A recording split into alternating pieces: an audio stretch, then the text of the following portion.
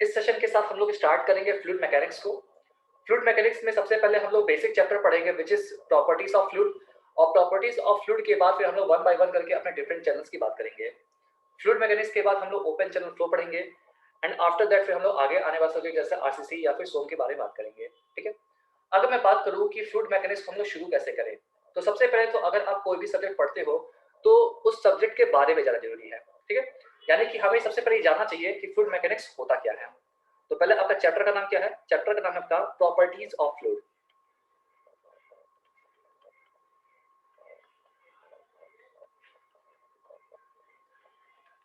ठीक है, properties of fluid. और प्रॉपर्टीज ऑफ फ्लूइड में हम लोग को जो सबसे पहला डिस्कशन पॉइंट होने वाला है वो होने वाला है फ्लूइड मैकेनिक्स के बारे में। अब अगर आपसे कोई कहे, ठीक है, आप सबने फिजिक्स पढ़ी है, आपसे कोई कहे जरा एक लाइन में समझा दीजिए हमको कि फ्लूइड मैकेनिक्स होता क्या है, तो आप फ्लूइड मैकेनिक्स को कैसे समझेंगे? सबसे इंपॉर्टेंट चीज यही होता है कि अगर आप जिस सब्जेक्ट के बारे में पढ़ रहे हो आप उसको अगर वेल एक्सप्लेन कर लेते हो तो आपने आधी जंग ऐसे जीत ली। तो फ्लूइड मैकेनिक्स क्या होता है?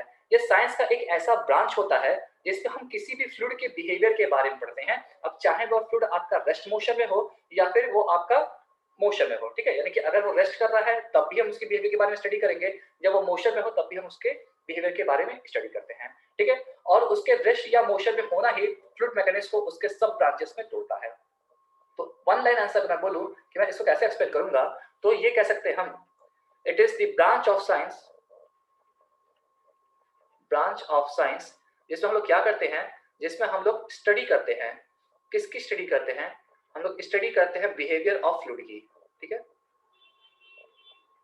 बिहेवियर ऑफ फ्लूइड की। ठीक है, अब यहाँ पे जो फ्लूइड होता है वो फ्लूइड क्या हो सकता है? वो फ्लूइड आपका रेस्ट में भी हो सकता है और वो फ्लूइड आपका मोशन में भी हो सकता है। ये चीज आपको जाननी चाहिए। ठीक है, अब यहाँ पे चूंकि हमारा दो कैटेगरी आ गया, चाहे रेस्ट हो सकता है या फिर मोशन हो सकता है, तो यहाँ पे हम क्या करेंगे, फ्लूइड मैकेनिक्स को फिर से क्लासिफाई करेंगे उसके पोजीशन के हिसाब से, उसके कंडीशन के हिसाब से। ठीक है, तो यहाँ पे जो सबसे पहली पॉइंट आ रही है कि जब हमारा फ्लूइड कैसा हो, जब हमारा फ्लूइड कैसा हो, हमारा फ्लूइड रेस्ट में हो। ठीक है, तो जब हमारा फ्लूइड रेस्ट में होता है तो फ्लूइड मैकेनिक्स की उस ब्रांच को हम बोलते हैं फ्लूइड स्टैटिक्स। क्या बोलते हैं? Fluid statics. स्टैटिक्स का मतलब क्या होता है? रुका होना। ठीक है, एक ऐसे साइंस के बारे में हम स्टडी करते हैं जिसमें चीजें क्या हुई हैं, रुकी हुई हैं, उनका मोशन नहीं हो रहा है। लेकिन अगर हमारे फ्लूइड में मोशन हो रहा है और मोशन कर रही है, उनके पास कुछ अपनी सर्टेन वेलोसिटी है, तो मोशन में होने की वजह से इनके दो पार्ट हो जाते हैं। एक होता है हमारा फ्लूइड काइनेमैटिक्स, फ्लूइड काइनेमैटिक्स। अब काइनेमैटिक्स क्या होता है? काइनेमैटिक्स मतलब कि यहाँ पे आपका जो फ्लूइड है उसमें मोशन हो रहा है, लेकिन मोशन किस फोर्स की वजह से हो रहा है, किस प्रेशर फोर्स की वजह से ये आपको देखने को मिल रहा है, रिस्पॉन्सिबल फोर्स कौन है, इसको अगर हम कंसीडर नहीं कर रहे हैं तो हम बोलेंगे फ्लूइड काइनेमैटिक्स। लेकिन अगर हम फ्लूइड डायनेमिक्स की बात करें, यानी कि इसकी तीसरी ब्रांच फ्लूइड डायनेमिक्स की, तो फ्लूइड डायनेमिक्स में क्या होता है कि हम ये भी पढ़ते हैं कि फ्लूइड हमारा मोशन में है और साथ ही साथ हम ये भी पढ़ते हैं कि ये मोशन किस प्रेशर फोर्स की वजह से है। इट मीन्स कि अगर इन तीनों को नटशेल में मैं समझाऊं तो फ्लूइड मैकेनिक्स साइंस की वह ब्रांच होती है जिसमें हम किसी भी फ्लूइड के बिहेवियर के बारे में पढ़ते हैं।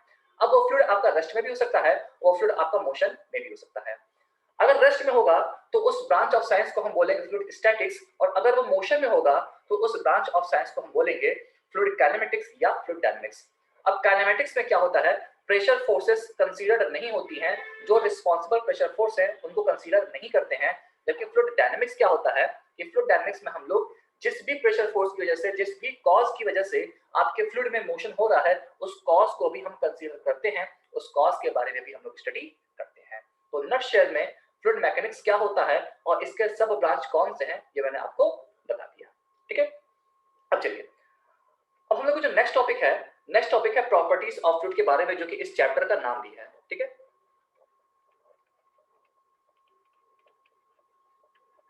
Properties of fluid. अब देखिए, इसमें मैक्सिमम प्रॉपर्टीज वही हैं जो कि सॉइल वगैरह में या फिजिक्स वगैरह में आप पढ़ चुके होंगे। मैक्सिमम प्रॉपर्टीज वही हैं जो आपको किसी न किसी सब्जेक्ट में मिल चुका है। तो देखिए, ऐसा नहीं है कि आप फैमिलियर ना हो इनसे, बट वही है कि हम लोग को यहाँ पे थोड़ा सा ब्रीफली पढ़ना है और थोड़ा सा पॉइंट टू पॉइंट पढ़ना है, जिससे कि एग्जाम के क्वेश्चन में हम बिल्कुल भी घबराना। ठीक है, तो हम लोग को जो सबसे पहली प्रॉपर्टी है उसको हम लोग बोलते हैं डेंसिटी, या बेटर वर्ड में अगर मैं बोलूं तो कहते हैं मास डेंसिटी। ठीक है, मास डेंसिटी। अगर एग्जाम में केवल डेंसिटी आया है तो वो बाय डिफॉल्ट मास डेंसिटी ही होता है, इसको आपको याद रखना है। ठीक है, तो अगर मैं डेंसिटी की बात करूं कि डेंसिटी क्या होता है, ठीक है। तो डेंसिटी को समझाने का सबसे बढ़िया तरीका है उसका फॉर्मूला रो बराबर मास अपॉन वॉल्यूम, यानी कि डेंसिटी क्या होती है पर यूनिट वॉल्यूम, किसी भी बॉडी का जो मास होता है उसको हम बोलते हैं उस बॉडी की डेंसिटी। ठीक है। अब डेंसिटी क्यों इतनी जरूरी है, क्योंकि डेंसिटी ही आपकी बॉडी लूज है या डेंस है, उसकी पैकिंग कैसी है, इन सब के बारे में बता रहा है। अब देखिए चूंकि हम लोग सिविल इंजीनियर हैं तो मैं थोड़ा सा सिविल इंजीनियरिंग के कॉन्सेप्ट से आपको समझा रहा हूँ।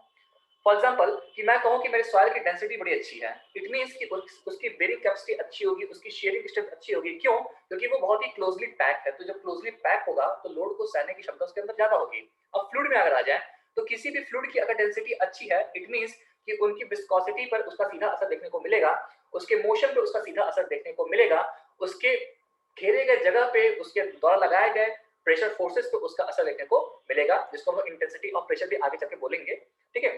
तो यहाँ पे अगर हम बात करें कि डेंसिटी क्या होती है, तो पर यूनिट वॉल्यूम किसी भी बॉडी का जो मास होता है, किसी भी फ्लूइड का जो मास होता है, उसको हम उस फ्लूइड की डेंसिटी या मास डेंसिटी कहते हैं। अब यहाँ पे अगर मैं बात करूं कि डेंसिटी या मास डेंसिटी की यूनिट क्या होती है, तो हम अलग अलग यूनिट बात करते हैं, जैसे एसआई में क्या होती है, एमकेएस में क्या होती है और सीजीएस में क्या होती है। तो एसआई में जो इसकी यूनिट होती है वो होती है केजी पर मीटर क्यूब, मास अपन वॉल्यूम है केजी पर मीटर क्यूब। सिमिलरली केजी पर मीटर क्यूब आपका एमकेएस में भी होता है और सीजीएस में भी इसका क्या हो जाता है फिर ग्राम पर सेंटीमीटर क्यूब होता है। आपको हर सिस्टम में यूनिट क्या होती है इसके बारे में आपको जानना चाहिए।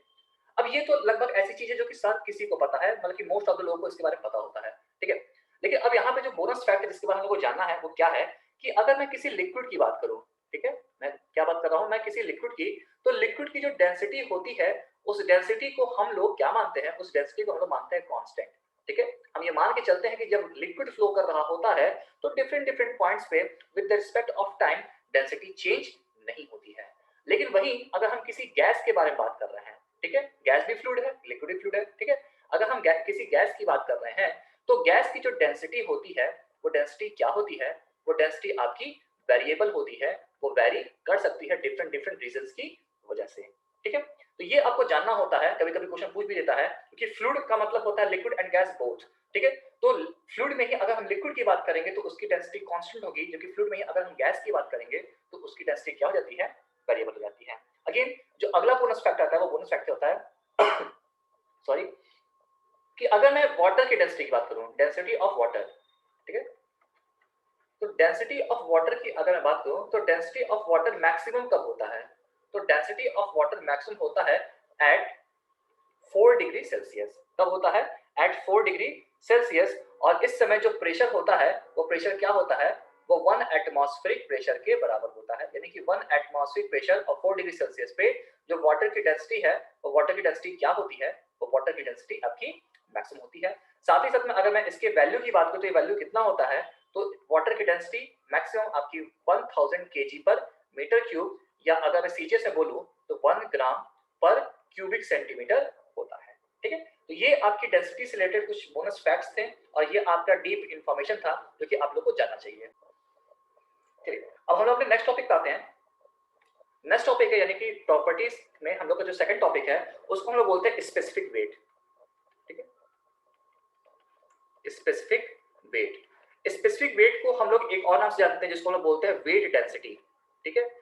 फ्लूइड में हम लोग इन्हीं दोनों वर्ड का यूज करते हैं, लेकिन एज ए सिविल इंजीनियर हम लोग एक और वर्ड का यूज करते हैं जिसको बोलते हैं यूनिट वेट। ठीक है। तो हम लोग तीनों यहाँ पे लिख देते हैं ताकि हम लोग का रिदम बना रहे। सॉइल जब आप पढ़ते हो तो इसी को गामा से रिप्रेजेंट करते हैं, लेकिन फ्लूइड मैकेनिक्स में इसी को हम लोग स्मॉल डब्ल्यू से रिप्रेजेंट करते हैं। तो अलग अलग सब्जेक्ट का नोटिफिकेशन अलग अलग होता है। ठीक है, इसको आपको याद रखना है। तो हम वेट डेंसिटी बोले, मैं स्पेसिफिक वेट बोलूं या फिर यूनिट वेट बोलूं, इन सबका मतलब क्या है, इन सबका मतलब एक ही होता है।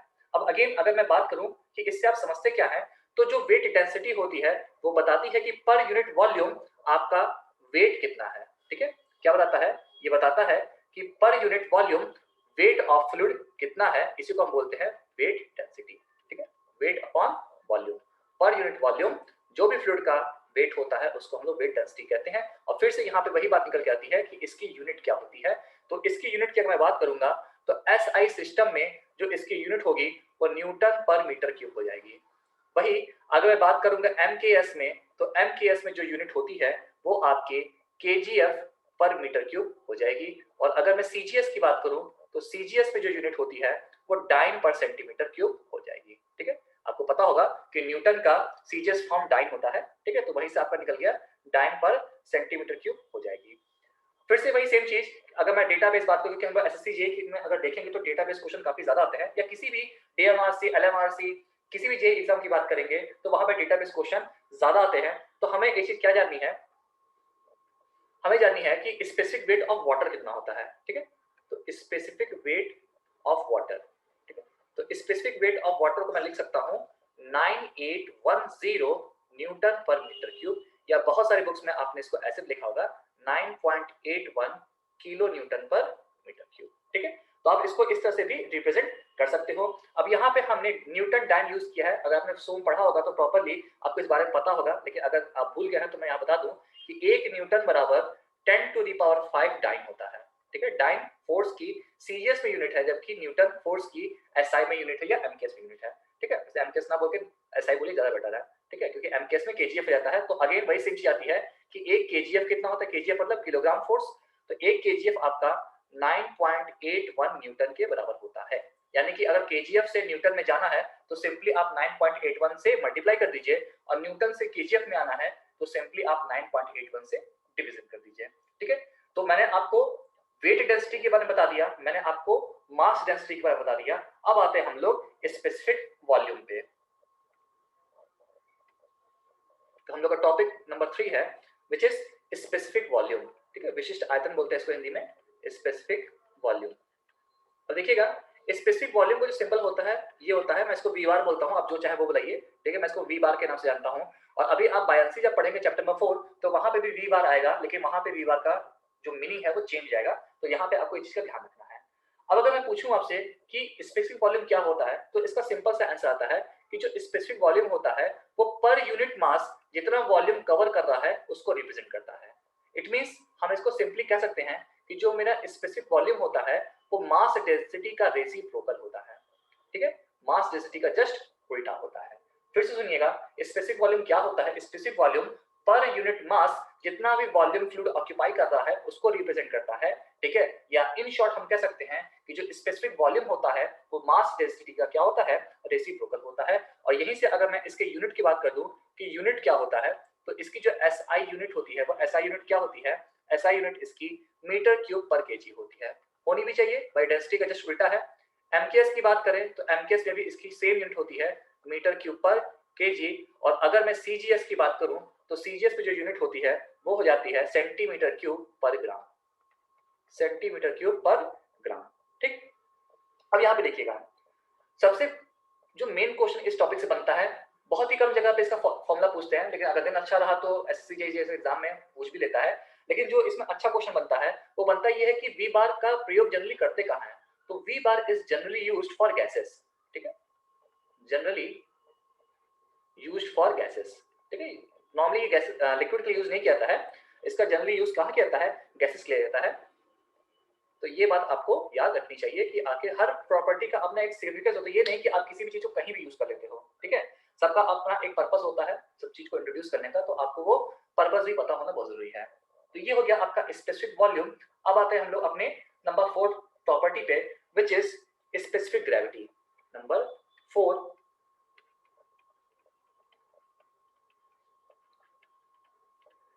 स्पेसिफिक ग्रेविटी, या स्पेसिफिक ग्रेविटी को हम लोग रिलेटिव डेंसिटी के नाम से भी जानते हैं, ठीक है, रिलेटिव डेंसिटी।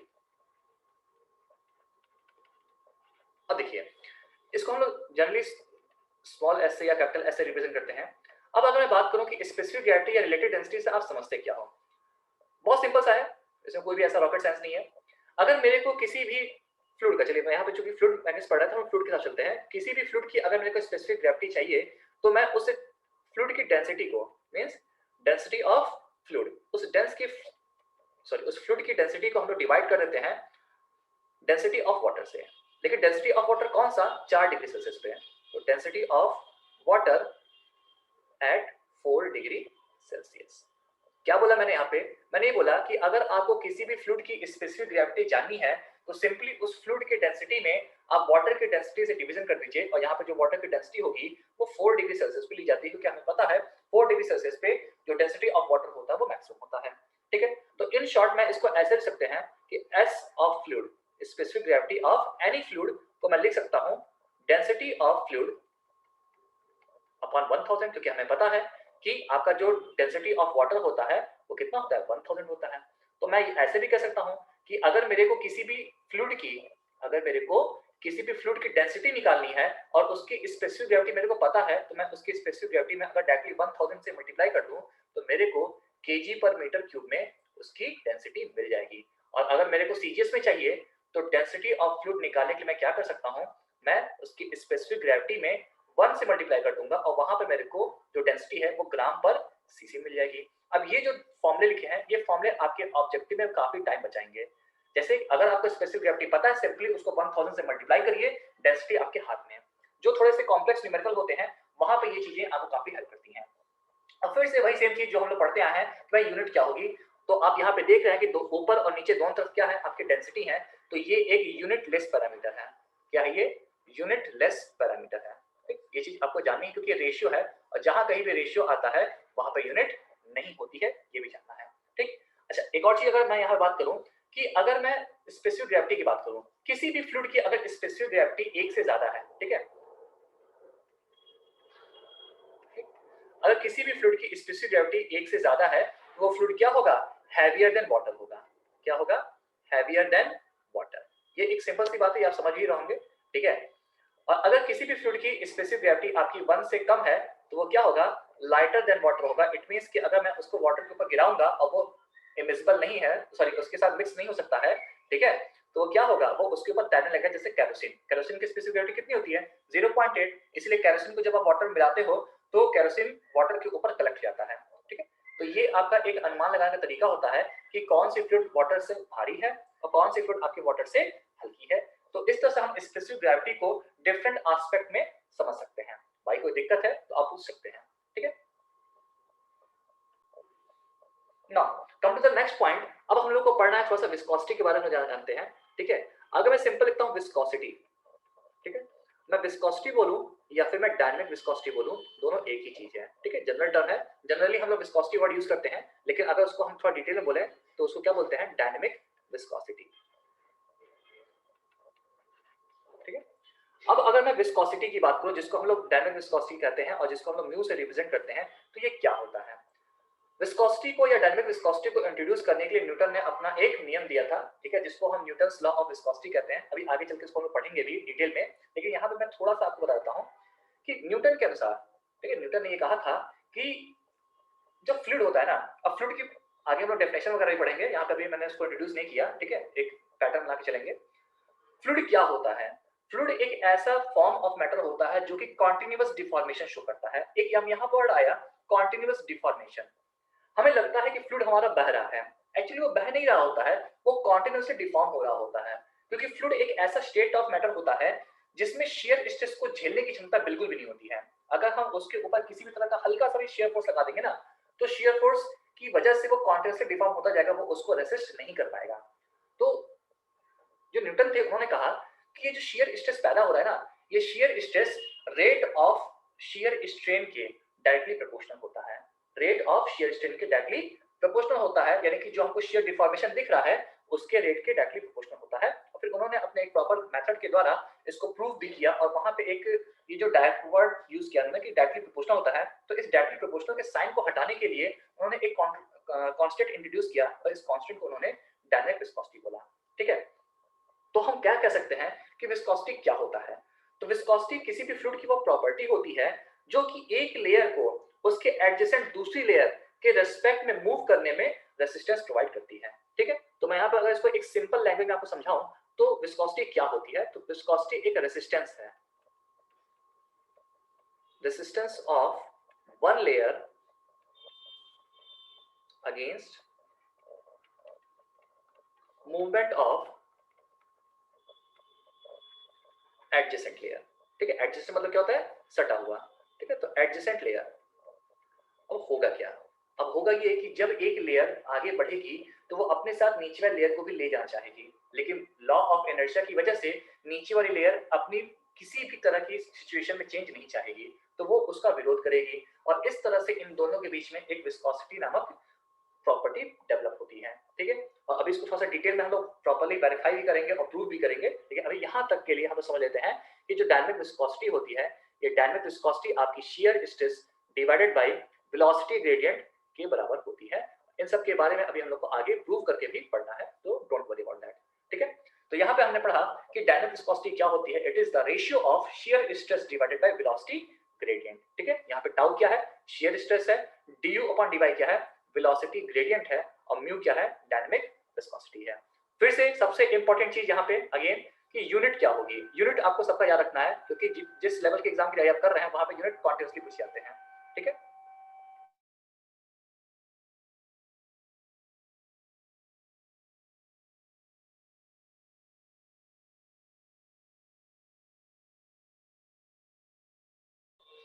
एसआई में न्यूटन सेकंड पर मीटर स्क्वायर होता है, एमकेएस में जो इसकी यूनिट होती है बस न्यूटन की जगह आप क्या रख दीजिए, केजीएफ रख दीजिए, केजीएफ सेकंड पर मीटर स्क्वायर। और अगर मैं सीजीएस में आ जाऊं तो फिर से आप क्या करिए, न्यूटन की जगह डाइन रख दीजिए, डाइन सेकंड पर सेंटीमीटर स्क्वायर। अब देखिए यहाँ पे हमने डाइन सेकंड पर सेंटीमीटर स्क्वायर को रिप्रेजेंट किया है, और इसी को हम लोग क्या बोलते हैं, इसी को हम लोग पॉइस भी कहते हैं, क्या बोलते हैं, पॉइस। और ये जो क्वेश्चन है ये मल्टीपल टाइम एग्जाम में पूछा गया है, ठीक है। हम क्या कह सकते हैं यहाँ पे, मैं एक छोटा सा नोट लिख देता हूँ, आपके एग्जाम में काम आएगा। जो वन पॉइस होता है, ये वन पॉइस आपका इक्वल होता है 1/10 न्यूटन सेकेंड पर मीटर स्क्वायर के। साथ ही साथ में जो एक पॉइस होता है, ठीक है, वो 100 सेंटीपॉइस के बराबर होता है। अब आप सोचो कि मैं सेंटीपॉइस को लिख पा रहा हूँ, तो अभी इसका आपको समझ आएगा कि सेंटीपॉइस क्यों लिख पा रहा हूँ, आपको उसका मीनिंग समझ आएगा, ठीक है। अब यहाँ पे अगर मैं बात करूँ फिर से वही चीज कि अगर हम किसी भी प्रॉपर्टी में पढ़ रहे हैं तो वाटर के रेफरेंस में उसकी वैल्यू कितनी है उसको पढ़ना जरूरी है। तो अगर मैं वाटर के रेफरेंस में बात करूँ तो जो विस्कोसिटी ऑफ वाटर होता है, कौन सी विस्कोसिटी, डायनामिक विस्कोसिटी। जो विस्कोसिटी ऑफ वाटर होता है वो कितना होता है, तो जो विस्कोसिटी ऑफ वाटर होता है वो आपका होता है 20 डिग्री सेल्सियस पे। देखिए टेम्परेचर बहुत इंपॉर्टेंट है विस्कोसिटी के लिए। 20 डिग्री सेल्सियस पे जो विस्कोसिटी ऑफ वाटर होती है वो होती है 0.01 पॉइस, 0.01 पॉइस, या इसी को मैं कह सकता हूं 1 सेंटीपॉइस। एग्जाम में मल्टीपल टाइम्स रिपीटेड क्वेश्चन है, तो इसको आप अच्छे से याद रखेंगे कि विस्कोसिटी ऑफ वाटर क्या होती है। तो विस्कोसिटी ऑफ वाटर आपकी 20 डिग्री सेल्सियस पे 0.01 पॉइस या 1 सेंटीपॉइस होती है, ठीक है। इंपॉर्टेंट पॉइंट है, इसको अच्छे से आप याद रखिएगा, ठीक है। अब देखिए, अब इसी का मिलता जुलता चचेरा भाई आएगा काइनेमेटिक विस्कोसिटी। क्या आएगा, काइनेमेटिक विस्कोसिटी।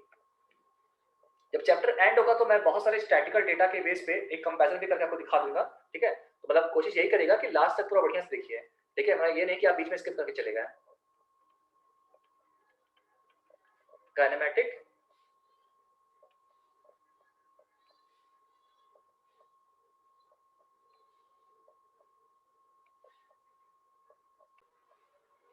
ओके, हम लोग काइनेमेटिक विस्कोसिटी की बात करते हैं अगर, कि काइनेमेटिक विस्कोसिटी क्या होती है, इसको हम न्यू से रिप्रेजेंट करते हैं, ठीक है। अब काइनेमेटिक विस्कोसिटी क्या होती है, बहुत ही सिंपल सी डेफिनेशन इसकी, कि काइनेमेटिक विस्कोसिटी रेशियो होता है किसका, डायनामिक विस्कोसिटी और मास डेंसिटी का। क्या होता है, काइनेमेटिक विस्कोसिटी रेशियो होता है डायनामिक विस्कोसिटी और मास डेंसिटी का। और फिर से वही सेम चीज निकल के आएगी भाई, इसकी यूनिट क्या होती है। तो यूनिट्स देखिए, सबसे ज्यादा फोकस आपको यूनिट पे करना है, क्योंकि ये जो क्वेश्चन है ये सबसे रिपीट होता है। हर प्रॉपर्टी की यूनिट आपको अच्छे से जाननी चाहिए, और वाटर के रेफरेंस में उसकी न्यूमेरिकल वैल्यू भी आपको पता होनी चाहिए। तो अगर मैं एसआई की बात करूं तो इसकी जो यूनिट होती है वो मीटर स्क्वायर पर सेकंड होती है। अगर मैं एमकेएस की बात करूं तो इसकी यूनिट आपकी क्या होती है, ये अगेन मीटर स्क्वायर पर सेकंड होती है। और अगर मैं सीजीएस की बात करूं तो इसकी यूनिट क्या होती है, सेंटीमीटर स्क्वायर पर सेकंड होती है। और इसी को हम क्या बोलते हैं, इसी को हम स्टोक्स बोलते हैं। क्या होते हैं, स्टोक बोलते हैं।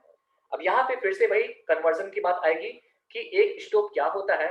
तो अगर मैं 1 स्टोक की बात करूं तो 1 स्टोक आपका 10⁻⁻⁴ मीटर स्क्वायर पर सेकंड होता है, ठीक है। 10⁻⁻⁴ मीटर स्क्वायर पर सेकंड होता है। और जो 1 स्टोक होता है, ये 1 स्टोक 100 सेंटी स्टोक के भी बराबर होता है।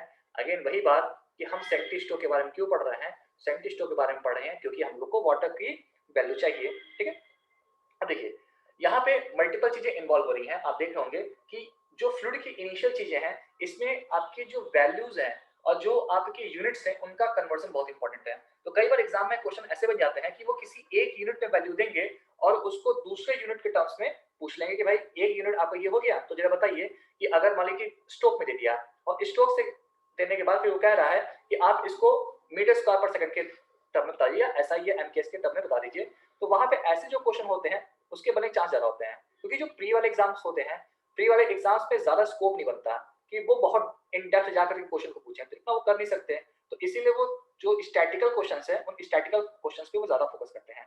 ठीक है, तो ये चीज आपको छोटी छोटी चीजें हैं जो कि आपको अच्छे से जाननी चाहिए। ठीक है, ओके ना, चलिए आगे बढ़ते हैं। अब हमने काइनेमेटिक विस्कोसिटी के बारे में पढ़ा। अब यहाँ पे देखिए, हम विस्कोसिटी की अगर बात करें तो विस्कोसिटी के बारे में स्टडी करने के लिए हमें एक चीज और जाननी है कि विस्कोसिटी पर टेम्परेचर का असर क्या पड़ता है। ठीक है, तो जो हम लोग का नेक्स्ट टॉपिक होने वाला है वो क्या होने वाला है, variation of viscosity with temperature. Variation of viscosity with temperature, और ये इस पूरे सेशन का सबसे इंटरेस्टिंग टॉपिक है। ठीक है, इससे नंबर ऑफ क्वेश्चन बने भी हैं, तो आप अच्छे से याद भी रखिएगा इसको।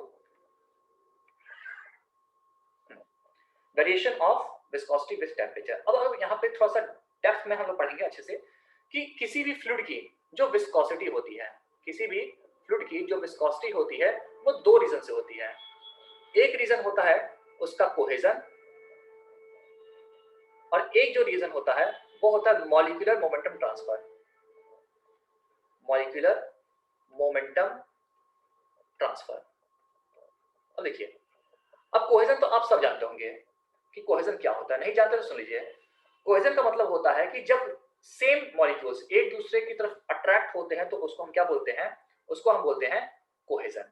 और अगर मैं मॉलिक्यूलर मोमेंटम ट्रांसफर की बात करूं कि मॉलिक्यूलर मोमेंटम ट्रांसफर क्या होता है, तो मॉलिक्यूलर मोमेंटम ट्रांसफर का मतलब होता है कि जब छोटे छोटे मॉलिक्यूल्स बहुत तेज मोशन करते हैं तो मोशन करने की वजह से उनके अंदर अपनी एक काइनेटिक एनर्जी होती है, और जब ये दो मॉलिक्यूल्स आपस में टकराते हैं तो ये अपने एनर्जी का या अपने मोमेंटम का कुछ हिस्सा दूसरे पार्टिकल को ट्रांसफर कर देते हैं। ठीक है, तो किसी भी फ्लूइड में जो विस्कोसिटी होती है वो इन दोनों की वजह से आती है।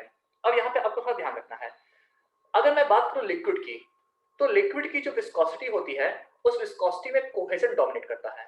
कौन डोमिनेट करता है, कोहेजन डोमिनेट करता है।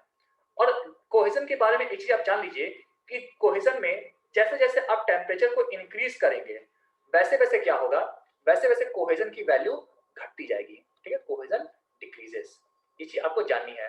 इसलिए कहा जाता है कि जैसे जैसे हम टेम्परेचर इंक्रीज करते हैं विस्कोसिटी ऑफ लिक्विड क्या होता है, घटता जाता है। क्यों, क्योंकि लिक्विड को जो विस्कोसिटी मिलती है वो कोहेजन की वजह से मिलती है, और कोहेजन टेम्परेचर बढ़ने के साथ घटता है। इसीलिए ये बहुत फेमस क्वेश्चन भी है कि विस्कोसिटी टेम्परेचर बढ़ने के साथ लिक्विड की कैसी हो जाती है, तो वो घट जाती है। वहीं अगर मैं गैस की बात करूं, ठीक है, गैस को जो विस्कोसिटी मिलती है वो मिलती है मॉलिक्यूलर मोमेंटम ट्रांसफर यानी कि एमएमटी की वजह से। यहाँ पे गैस की जो विस्कोसिटी होती है उसमें एमएमटी क्या होता है, एमएमटी डोमिनेट करता है।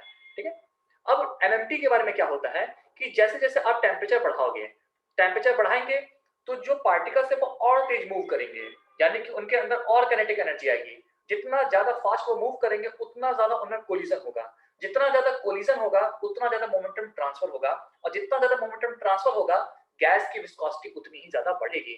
तो टेम्परेचर बढ़ने की वजह से मॉलिक्यूलर मोमेंटम ट्रांसफर बढ़ता है, और इसी वजह से जो विस्कोसिटी है, ठीक है, वो गैस की बढ़ जाती है, जबकि टेम्परेचर बढ़ने के साथ जो लिक्विड की विस्कोसिटी है वो क्या होती है, घट जाती है।